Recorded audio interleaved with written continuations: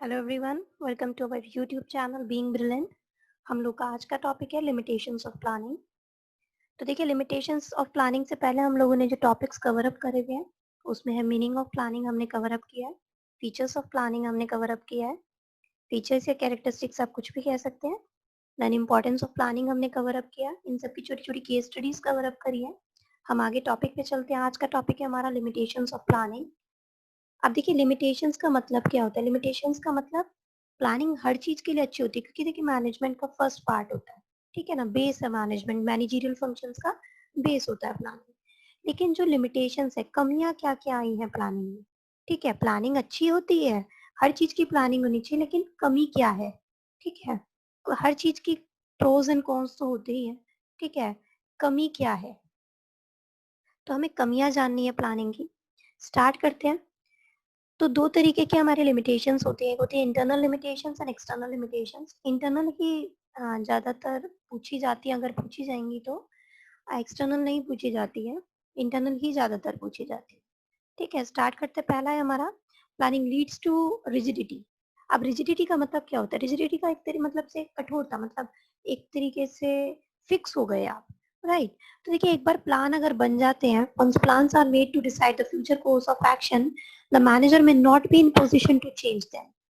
ठीक है, अगर एक बार प्लान बन जाते हैं तो मैनेजर उस पोजीशन में ही नहीं रहता कि वो कुछ भी चेंज लेकर आ पाए।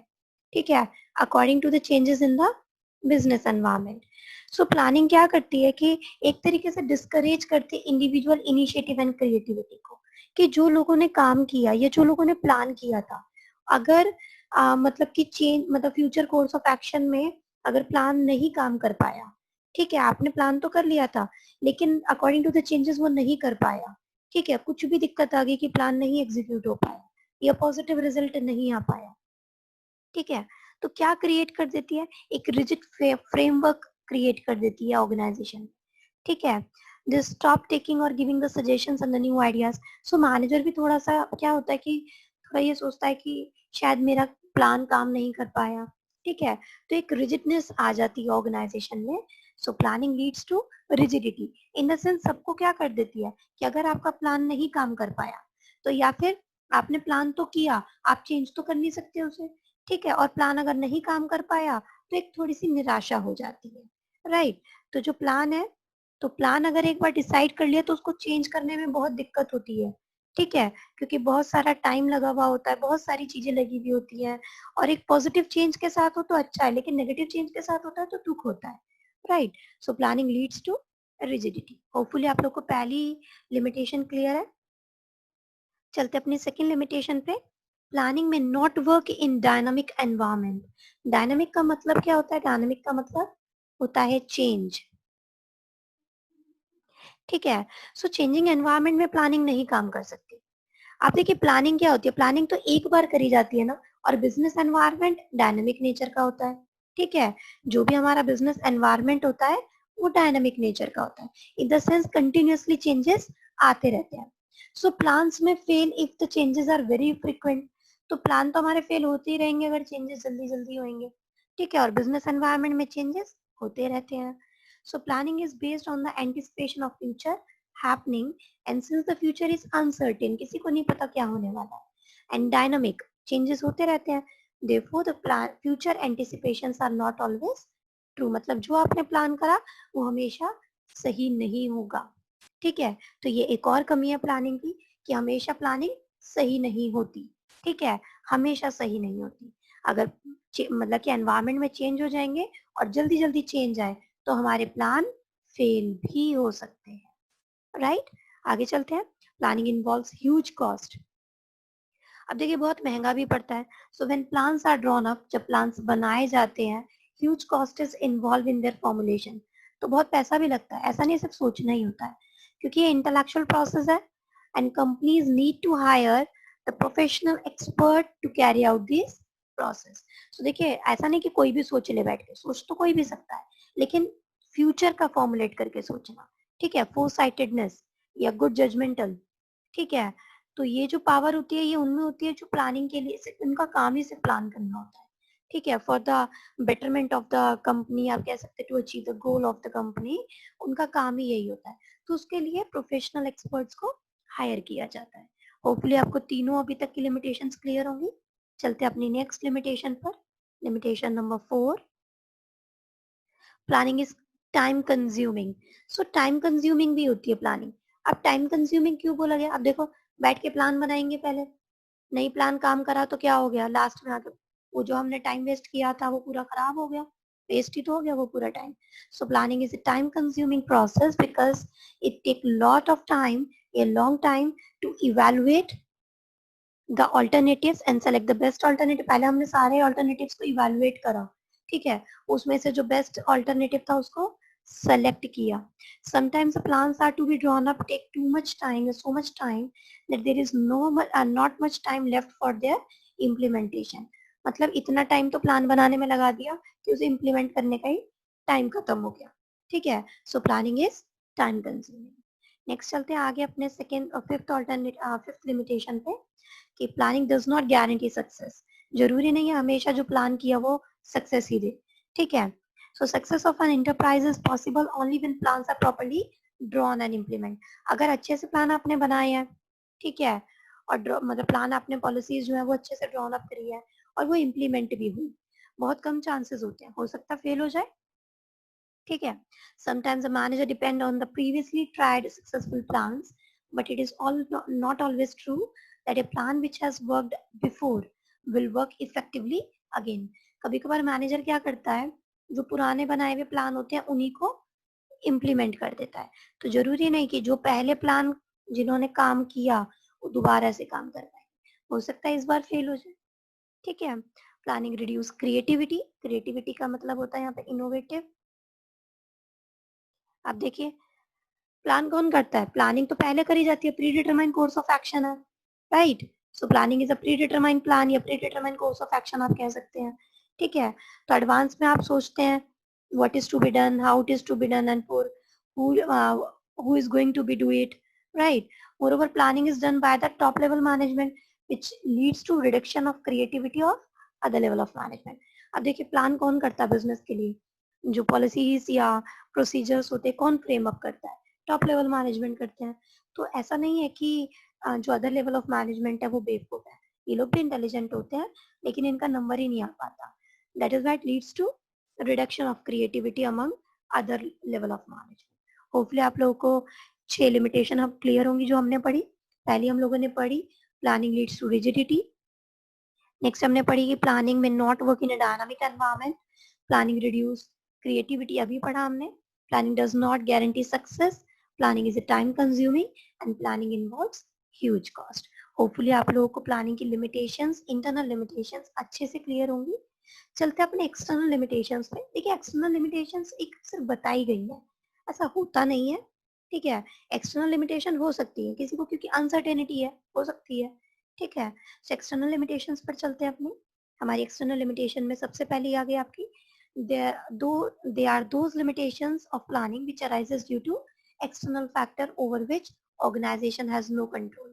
ठीक है, जैसे अगर हम सबसे पहले बात करें changes in the government policy which में leads to failure of planning. अब देखिए, गवर्नमेंट भी तो अपनी पॉलिसी कभी भी चेंज कर देती है, ठीक है। तो मैनेजर के पास तो कोई कंट्रोल था नहीं गवर्नमेंट डिसीजंस के ऊपर, right. If the government are to not frame, मतलब जो पॉलिसीज है, ये इकोनॉमिक पॉलिसी गवर्नमेंट ने चेंज कर दी और जो आपने सोची थी, जो आपने एक्सपेक्ट करी थी, वो चेंज हो गई है, राइट। तो गवर्नमेंट पॉलिसी अगर चेंज हो जाए तो ये भी प्लानिंग हमारी फेल कर सकती है। So changes in the government policy may also lead to failure of planning।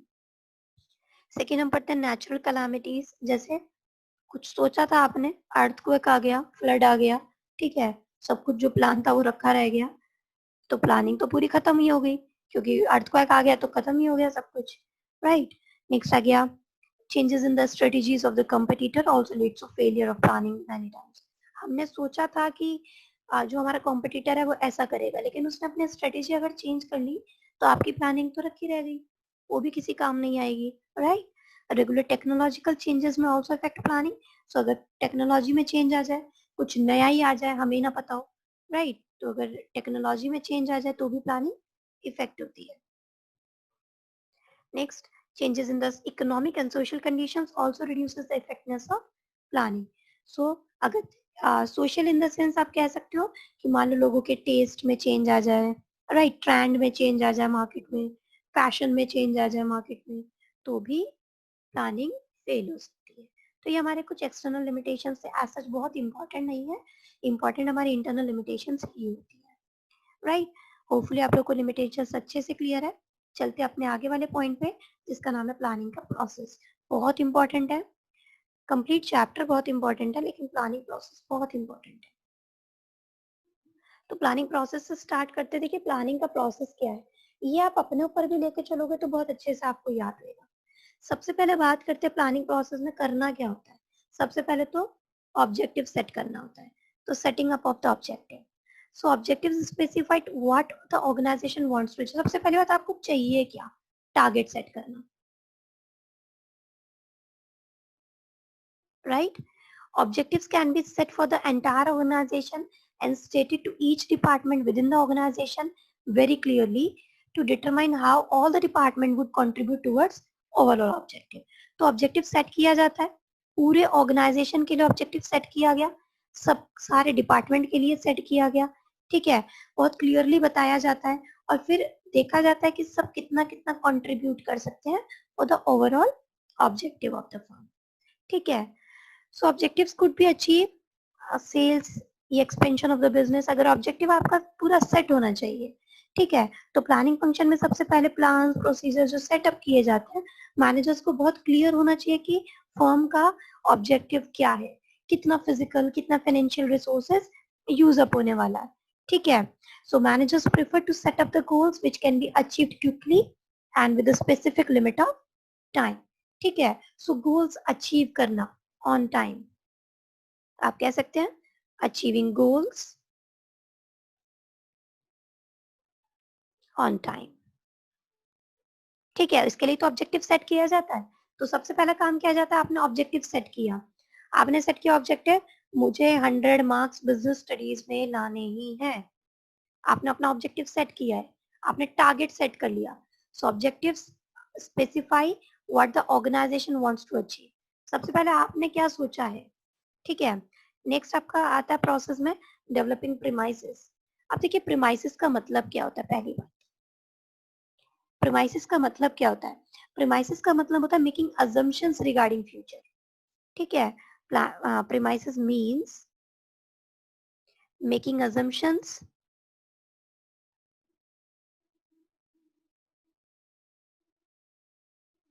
Regarding future. तो फ्यूचर के लिए कुछ ना कुछ अजम्पशंस बनानी, ऐसा नहीं ऐसा हो सकता है, ठीक है। तो आपने सेट करा कि मुझे 100 मार्क्स लेकर आने हैं। अब आपने सोचा कि मैं नहीं प्रिपेयर कर पाया तो, अगर मुझे शादी में जाना पड़ गया तो, ठीक है, अगर मैं चैप्टर कवर अप नहीं कर पाए सारा तो आपने बहुत सारे अजम्पशंस बनाई रिगार्डिंग द फ्यूचर, ठीक है। So plans are made on the basis of some assumptions, आपने कुछ ना कुछ अजम्पशंस बनाए and these assumptions which provide the basis for planning is called premises, अभी हमने बताया। तो सारे जितने मैनेजर्स होते हैं ये लोग भी प्रीमाइसेस बनाते हैं, ठीक है। कुछ होते हैं इंटरनल प्रीमाइसेस, कुछ होते हैं एक्सटर्नल प्रीमाइसेस। इंटरनली कितना पैसा लगने वाला है, कैपिटल कितनी यूज होगी, मशीनरी कौन सी यूज होगी, प्रॉफिटेबिलिटी होगा नहीं होगा। एक्सटर्नल प्रीमाइसेस में टेक्नोलॉजी में चेंज, ठीक है, पॉपुलेशन ग्रोथ, कंपटीशन या गवर्नमेंट पॉलिसीज में चेंज, तो ये सारे एक्सटर्नल प्रीमाइसेस में सोचे जाते हैं। तो कुल मिला के एक कॉमन फोरकास्ट बनाया जाता है, या आप कह सकते हैं कि सोचा जाता है फ्यूचर के लिए। So premises are the base on which plans are made. तो बेस होता है जिसमें प्लान करा जाता है, ठीक है, आप कह सकते हैं it provide the basis for the planning, ठीक है। अब आपने ये भी सोच लिया कि ऑब्जेक्टिव सेट करा, उसके लिए आपने अजम्पशंस भी सोचे, कुछ ना कुछ अजम्पशंस या प्लान्स किस पे बनेंगे उसके थोड़े बहुत अजम्पशंस भी सोचे आपने। आप आपने प्लान आउट करा, थर्ड आपने प्रोसेस पर आते हैं, identifying the alternative courses of action. अब आपने क्या करा, अब आपने ऑब्जेक्टिव सेट कर लिया, तो manager make a list of alternative through which the organisation can achieve its objective, ठीक है। As there may be many ways to achieve the objective, बहुत सारे तरीके होते हैं आप 100 मार्क्स कैसे ला सकते हो, ठीक है। सो आप बहुत सारे तरीके हैं। अब सारे तरीके तो मैनेजर को नहीं पता होते ना, कि अब वो क्या करता है सारे तरीकों को लिख लेता है, ठीक है। Manager must know all the ways to reach the objective, सबको लिख लिया उसने। अब लिखने के बाद क्या करेंगे, सबको एक तरफ लिखा, ठीक है। आगे क्या हुआ, जैसे सेल्स बढ़ेगी कि नहीं बढ़ेगी, ठीक है, कैसे बढ़ेगी, सेल्समैन डोर टू डोर जाए या नहीं जाए, सेल्समैन को डिस्काउंट देना चाहिए, अपनी प्रोडक्ट लाइन इंक्रीज करनी चाहिए नहीं करनी चाहिए। तो बहुत सारे आपने क्या करा, वेरियस ऑल्टरनेटिव्स जो है उनको लिस्टिंग कर लिया, आपने लिस्ट तैयार कर ली, ठीक है।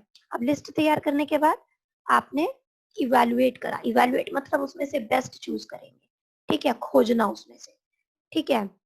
अब आपने क्या करा, लिस्ट बनाई, लिस्ट बनाने के बाद आप पॉजिटिव और नेगेटिव एस्पेक्ट सब चीज के लिखेंगे। So positive and the negative aspect of each and every proposal need to be evaluated to determine the feasibility and consequences in the light of each objective to be achieved। Risk है कि नहीं है, ठीक है, तो evaluate करना, उनको जांचना। So after making the list of various alternative among the assumptions supporting them, manager starts evaluating each and every alternative and note down the positive and negative aspect। ठीक है, सबके पॉजिटिव और नेगेटिव एस्पेक्ट लिखे। अब evaluate कर लिया, सबके negative positive एक तरफ लिख लिए। नाउ आप क्या करेंगे, सिलेक्टिंग द बेस्ट अल्टरनेटिव। सो जिसके कम से कम नेगेटिव पॉइंट होंगे, ठीक है, जो हर चीज में बेस्ट हो रहा होगा, एक कॉम्बिनेशन अच्छा बन रहा होगा, मोस्ट आइडल प्लान होगा, मोस्ट फीजिबल होगा, मोस्ट प्रॉफिटेबल होगा, ठीक है, अब विद द लीस्ट कॉन्सिक्वेंसेस, तो इसको हम क्या कर लेंगे, बेस्ट प्लान को सेलेक्ट कर लेंगे। So real point of decision making, best plan has to be adopted and implemented। The ideal plan मतलब मोस्ट फिजिबल हो, प्रॉफिटेबल हो, लीस्ट नेगेटिव कॉन्सिक्वेंसेज हो, उसको हमने क्या करा, बेस्ट को सेलेक्ट कर लिया। नाउ अब ये जो हमने बेस्ट ऑल्टरनेटिव सेलेक्ट किया, इसको इम्प्लीमेंट करने का टाइम आया। अब सिर्फ बोलने से तो बेस्ट नहीं होता ना, जब तक हम ये एक्शन में नहीं आएगा, जब तक बेस्ट नहीं होगा। Now concern with putting the plan into action, अब आपने इसे काम पे डाल दिया। So for implementing the plans manager start organising and assembling the resources for it. तो इसके लिए लेबर, मशीन्स, क्या क्या चीज चाहिए, उनके लिए हमने काम चालू कर दिया। So if there is a plan to increase the production, अगर हमें प्रोडक्शन बढ़ानी है तो लेबर भी बढ़ानी पड़ेगी, मशीन्स भी बढ़ानी पड़ेंगी, right. And the steps would also involve organising more labour and purchase of machinery, वही बात है, राइट। तो अपना प्लान भी आपका इम्प्लीमेंट हो गया। Next, follow up, follow up action. अब आपने इम्प्लीमेंट तो कर लिया, this involves monitoring the plans. अब ऐसा थोड़ा है प्लान चालू हो गया तो छोड़ दो, अब इसको मॉनिटर भी तो करना पड़ेगा कि आपने जैसे सोचा था क्या वो वैसे अकॉर्डिंगली काम कर रहा है कि नहीं कर रहा। So it is a continuous process. So manager's job does not get over simply by putting the plan into action, right? तो मैनेजर को उसको केयरफुली एनालाइज भी करना पड़ेगा। होपफुली आप लोग को प्लानिंग फंक्शन अच्छे से क्लियर होंगे, ठीक है। और जहां पर भी डिविएशंस आएंगी, ठीक है, whenever there are deviations from the plan, immediate action वो लेगा ही लेगा, ठीक है, या प्लानिंग में या अपने प्लान में चेंज करेगा। तो हमने अभी पढ़े प्लानिंग के प्रोसेस। तो हमारा पहला प्रोसेस एक बार छोटा सा रिवीजन ले लेते हैं, फिर इसकी केस स्टडी करके वाइंड अप करते हैं अपने चैप्टर को, सॉरी चैप्टर नहीं, टॉपिक को। सेटिंग अप ऑफ ऑब्जेक्टिव, सबसे पहले हमने ऑब्जेक्टिव सेट करा था, उसके बाद हमने उसके कुछ प्रीमाइसेस बनाए, ठीक है, प्रीमाइसेस का मतलब कुछ अजम्पशंस बनाए। देन हमने लिस्ट तैयार करी, यहाँ पे हमने अजम्पशंस बनाए थे, मेकिंग अजम्पशंस रिगार्डिंग फ्यूचर, इससे आपको याद हो जाएगा,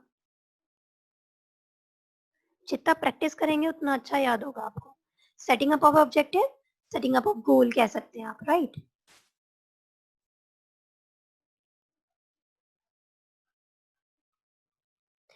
तो थर्ड, लिस्टिंग।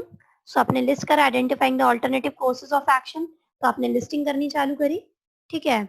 हमने लिस्टिंग करी वेरियस कोर्सेज ऑफ एक्शन की, इनको इवेलुएट करा, यहाँ लिस्टिंग हो गई। देन इवेलुएट करा, इवेलुएट का मतलब होता है एनालाइज करा आपने सबको, ठीक है। Then selecting the best alternative, तो आइडल प्लान जो होगा उसको हमने क्या करा, सिलेक्ट करा। अब हमने इस प्लान को इम्प्लीमेंट कर दिया था। इम्प्लीमेंट मतलब पुट इन एक्शन, अब उसको एक्शन में लेकर आए and follow up the plan. अब यही नहीं छोड़ना, इसके बारे में क्या करना है, फॉलो अप, एक तरीके से रेगुलर इंटरवल पर आप क्या कर सकते हैं, उसको जजमेंट कर सकते हैं, ठीक है, उसको मॉनिटर कर सकते हैं रेगुलर इंटरवल पे, या आप कह सकते हैं मॉनिटरिंग रेगुलर इंटरवल। ठीक है,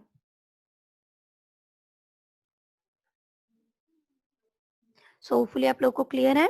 हम लोगों ने अभी पढ़े प्लानिंग के प्रोसेस, अब स्टार्ट करते हैं प्लानिंग की छोटी सी केस स्टडीज के साथ, और अपना आज का अपना लेक्चर वाइंड अप करेंगे फिर।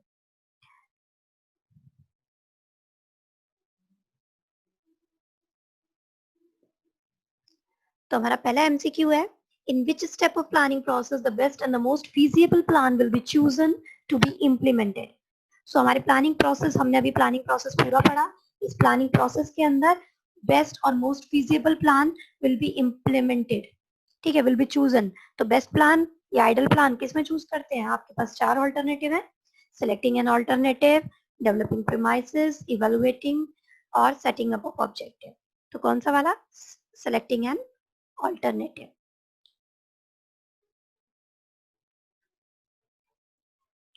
सेकेंड आपका MCQ, in which step of planning process pros and cons of each alternative is examined. Pros and cons मतलब सबकी अच्छाई बुराई क्या हो सकती है, किसमें एग्जामिन करते हैं? जब इवेलुएट करते हैं तभी तो एग्जामिन करते हैं हम, ना तो हम सेलेक्टिंग एन ऑल्टरनेटिव प्रीमाइसेस इसमें तो करते नहीं, डेवलपिंग में भी नहीं करते। हम इवेलुएट करते हुए तो देखेंगे किसकी क्या नेगेटिव और पॉजिटिव पॉइंट्स है, राइट। सो पॉजिटिव नेगेटिव को किसमें जांचा जाता है? Evaluating alternative courses of action में। चलते अपने थर्ड केस स्टडी की तरफ।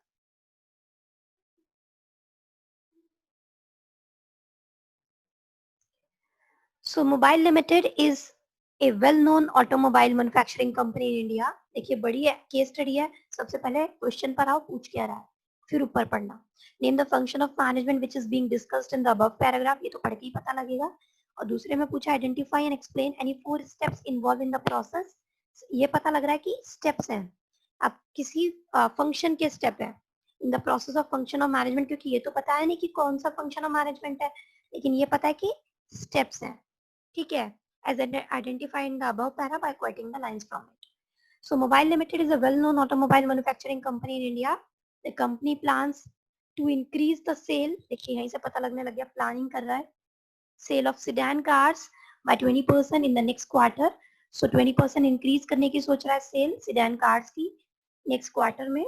In order to achieve this target, marketing department of the company considered the impact of government policies on the diesel vehicles, and they also anticipated the level of competition they might have to face. तो वो बिल्कुल तैयार हो रहे थे, competitions के लिए भी तैयार हो रहे थे, ठीक है, government policies के लिए भी तैयार थे, and the team explored the various available options for increase in sale, like offering more discount, providing 0% finance. तो कंपनी ने क्या किया, सेल के लिए इंक्रीज करने के लिए अलग अलग तरीके के ऑफर्स निकाले। thorough analysis of each options was done, and finally the company decided to offer free service for the next 3 years. तो इनमें से बेस्ट इन्होंने ये सेलेक्ट करा है। In order to implement the plan, तो देखिए अभी पढ़ते पढ़ते तो आपको यहाँ पहले आंसर तो यही मिल गया। Name the function of management which is been described above. So planning is the function of management which is described above, right. एक नंबर में होगा अगर ये आएगा भी तो। नेक्स्ट आता है identify and explain the 4 steps involve in the planning process. तो कौन कौन से 4 स्टेप है? 4 की जगह बहुत सारे स्टेप हो सकते हैं, यहाँ सब कुछ ही पता लग रहा है क्योंकि। तो सबसे पहले अगर हम स्टार्टिंग से पढ़े, so the company plan to increase the sale of its sedan car by 20% in the next quarter, right. In order to achieve the target, the marketing department of the company considered the impact of the government policy. So देखिए यहाँ पे सबसे पहला setting up of objective. Objective कैसे set होएगा, कहाँ से पता लग सकता है हमें ऑब्जेक्टिव सेट होगा? The company plan to increase, लिखा है the company plan to increase the sale of sedan cars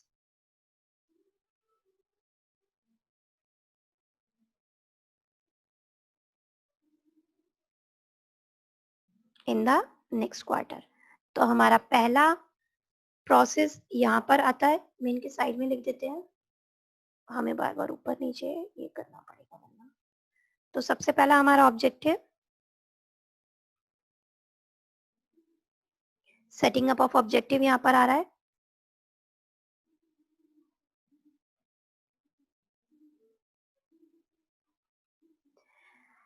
next, in order to achieve these targets, The marketing department of the company considered the impact of the government policy on the diesel vehicle, and they also anticipated the level of competition they might have to face. So developing premises, अब इन्होंने बहुत सारे alternatives बनाने चालू करे. So in order to achieve this target, marketing department ने बहुत सारे premises मतलब premises set करने चालू करे, बहुत सारे assumptions set करने चालू करे. So in order से लेके कलर चेंज कर लेते हैं पेन का, इससे आपको थोड़ा हेल्प रहेगा क्योंकि जगह हमारे पास कम है.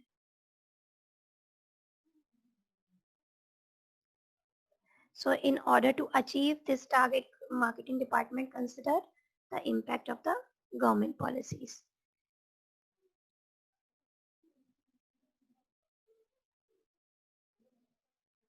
On the diesel vehicle to anticipate the level of competition have to face. Okay. So second है हमारा developing premises आ गया यहाँ पे.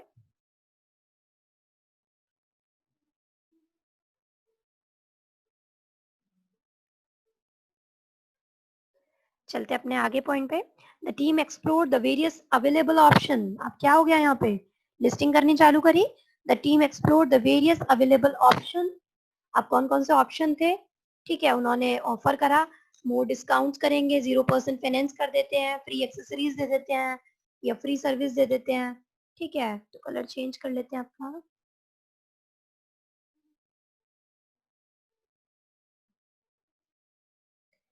सो द टीम एक्सप्लोर्ड से लेके 3 ईयर तक. तो यहाँ पे हमारा थर्ड प्रोसेस जिसका नाम है लिस्टिंग द वेरियस ऑल्टरनेटिव.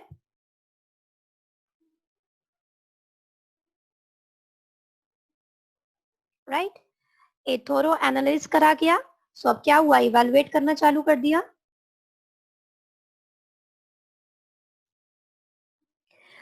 सो आगे क्या हुआ, इवैल्यूएट कैसे हुआ, a thorough analysis of each option was done. So सारे ऑप्शंस को एक थोरोली से रीड किया गया. राइट, तो हमारा पॉइंट नंबर 4 यहाँ पर आता है इसके अंदर, evaluating. And finally the company decided to offer the free service. अब क्या हो गया, कंपनी ने बेस्ट ऑल्टरनेटिव सेलेक्ट करा, और बेस्ट ऑल्टरनेटिव कितने में से सेलेक्ट किया है कि फ्री एक्सेसरीज देंगे, 0% फाइनेंस देंगे या 3 इयर्स की सर्विस देंगे. ठीक है, तो उन्होंने क्या फाइनली डिसाइड करा, the finally decided to offer the free service for the next 3 years. So हमारा फिफ्थ प्रोसेस जिसका नाम था सेलेक्टिंग द बेस्ट ऑल्टरनेटिव.